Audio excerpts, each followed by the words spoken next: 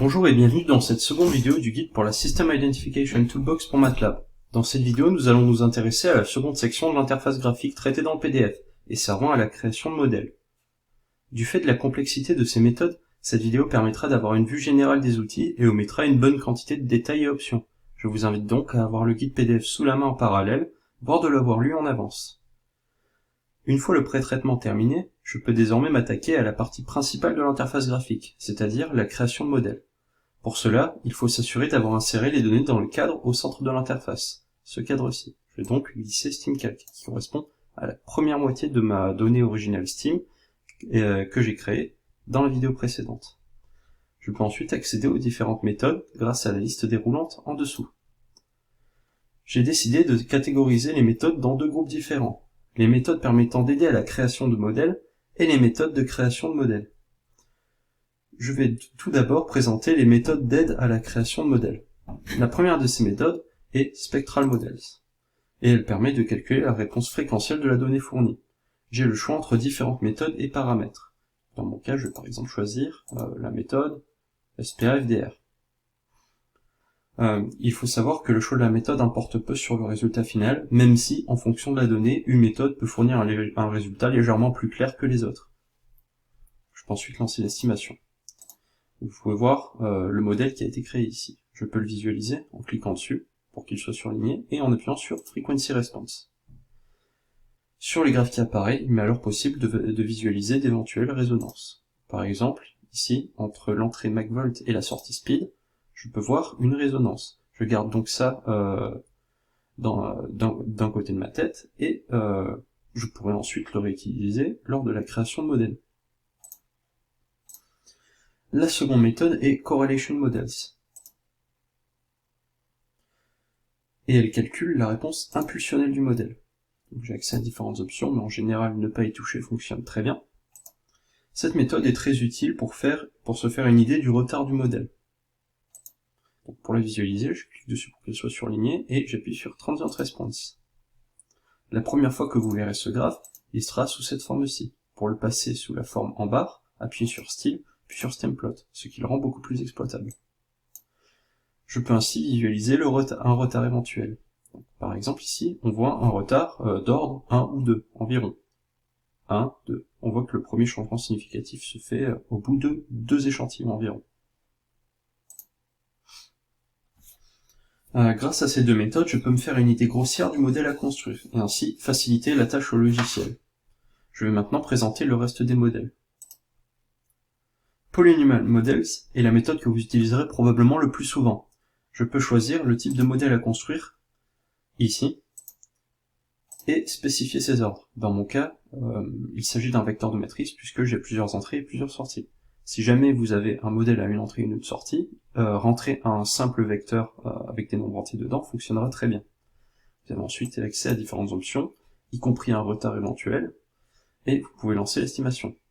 Il faut savoir que si vous avez choisi un modèle ARCS, vous avez également accès à un outil permettant de choisir l'ordre du modèle en appuyant sur un bouton qui apparaîtra en bas de la fenêtre. Je vais vous montrer immédiatement. Grâce à SteamMR, qui correspond à mon système Steam, pour lequel j'aurais choisi une entrée et une sortie, et en omettant les deux autres. Donc vous voyez ici le bouton Order Selection qui est apparu. Donc pour ouvrir l'outil, appuyez sur ce bouton, puis sur Estimate. Une nouvelle fenêtre s'ouvre alors, et elle vous permettra de sélectionner l'ordre idéal. L'ordre idéal est représenté par les barres bleues et rouges. À vous de choisir laquelle de ces barres vous convient le mieux. Vous pouvez également choisir les barres précédentes pour un modèle plus simple, puisqu'en général avoir un modèle d'ordre faible est généralement acceptable. Donc vous appuyez sur la barre qui vous intéresse, puis sur Insert, et vous allez voir le nouveau modèle ajouté au dépôt. Ici, ARCS 142. Ensuite, Process Models est utile pour créer des modèles simples représentant des systèmes à une entrée et une sortie. Dans mon cas, ma donnée présente 2 entrées et 2 sorties, donc pour cet exemple, je dois sélectionner une entrée et une sortie sur lesquelles travailler. Avec SteamCalc. Donc ici, je choisis l'entrée, et ici, la sortie. Je Je vois ensuite ici la forme de mon modèle qui évolue en fonction des options choisies en dessous. Si j'ai une idée des valeurs de mon modèle, je peux les rentrer à droite, en spécifiant si c'est une valeur exacte, en entrant la valeur et en appuyant sur None, ou s'il s'agit simplement d'une estimation, en rentrant simplement la valeur. Je peux ensuite modifier quelques options et créer mon modèle.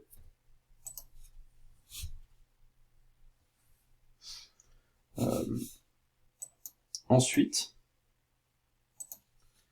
Transfer Function permet de créer des fonctions de modèle sous la forme de fonctions de transfert, continue ou discrète.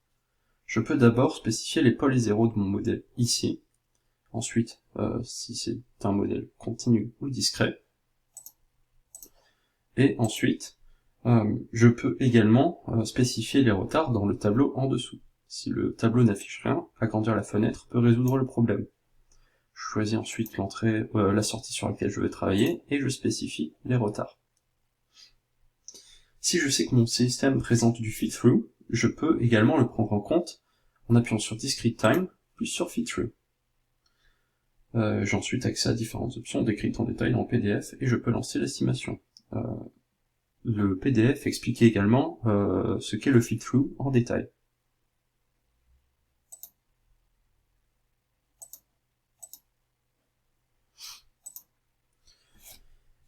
State Space Models me permet de créer des modèles d'espace d'état. Je peux choisir l'ordre de mon modèle, ou donner au logiciel un intervalle dans lequel rechercher cet ordre. Et ensuite, je peux préciser les retards dans le tableau en dessous.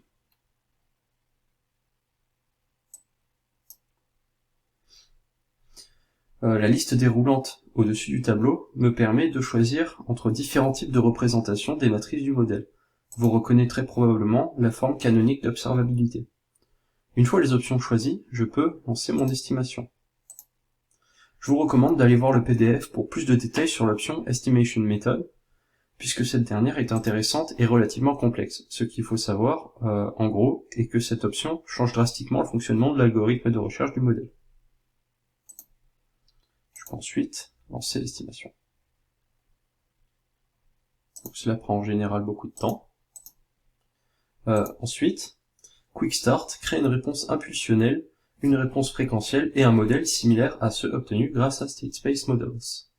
Donc c'est un outil utile, mais peu fiable en général, puisque on ne sait pas quelles options le logiciel a choisi pour créer le modèle. Ensuite, Refine Existing Models me permet de modifier les options de modèles déjà créés. Si par exemple je m'aperçois que je me suis trompé d'option, je peux corriger cela. Je peux aussi changer une option pour voir l'effet sur le modèle créé, puisque le modèle original n'est pas supprimé, comme je vais vous le montrer. Donc je lance l'outil, et je choisis ensuite un des modèles à modifier. Vous remarquerez que les modèles polynomiaux ne peuvent pas être modifiés. Je choisis par exemple mon modèle TF1, je change les options, et je lance l'estimation. Et un nouveau modèle, TF1-1, est créé. Je peux ainsi comparer les deux modèles avec des options différentes et voir éventuellement lequel des deux est plus performant. Enfin, Non-Linear Models est de loin la méthode la plus complexe de cette interface graphique. Dans un souci de simplicité de cette vidéo, je vais survoler cette méthode, mais vous trouverez une explication très détaillée dans le PDF. Je dois tout d'abord choisir le type de non-linéarité, grâce à cette liste déroulante. Je vois le schéma associé au modèle en dessous qui évolue en fonction de type de non-linéarité choisi. Grâce à Initialize, je peux importer un modèle déjà créé. Si je choisis un modèle non linéaire ARCS, comme celui-ci, je dois alors paramétrer les régresseurs tout d'abord dans le tableau en dessous. Il faut savoir que les fonctions de base, que les régresseurs sont les fonctions de base qui sont associées pour créer la non-linéarité. Je peux paramétrer ces régresseurs dans le tableau, ou bien les paramétrer de façon plus complexe grâce à cet outil. Je peux également créer mes propres régresseurs. Je peux également ouvrir un outil qui me permettra de déterminer un retard éventuel grâce au bouton Infer Input Delay. Donc, vous pouvez voir ici l'outil qui s'ouvre et le retard qui s'affiche en bas. Plus de détails sur cet outil sont évidemment dans le guide PDF. Je dois ensuite paramétrer la non-linéarité dans le second onglet du tableau. Si je choisis le type de non-linéarité Hammerstein Winner, je dois tout d'abord choisir le type de non-linéarité de chaque entrée ou sortie grâce à ce tableau. Vous pouvez choisir le type de non-linéarité grâce à cette liste déroulante, le numéro d'unité de chaque module de non-linéarité et paramétrer la valeur initiale grâce à ce bouton-là. Et grâce au second onglet, il est possible de paramétrer le bloc linéaire inclus dans le modèle. Il s'agit d'un simple modèle OE, donc un modèle polynomial, comme ceux vus précédemment dans la vidéo. Il est donc beaucoup plus facile à paramétrer, puisqu'il me suffit simplement de rentrer les ordres et le retard de mon modèle, et j'ai fini avec le paramétrage de mon bloc. Je peux ensuite aller dans le second onglet de la fenêtre principale, intitulé Estimate, où je peux paramétrer les options d'estimation, et également suivre l'évolution de mon estimation une fois lancée. Je peux également utiliser un modèle créé précédemment pour initialiser comme base pour mon estimation. Je peux ensuite lancer l'estimation grâce au bouton Estimate. Cela conclut donc cette seconde vidéo. Je m'excuse d'avoir dû omettre les détails de certaines options, mais dans un souci de durée de la vidéo et d'accessibilité, j'ai préféré ne présenter que les aspects fondamentaux de chaque méthode. Encore une fois, vous trouverez ces explications plus détaillées dans le guide PDF.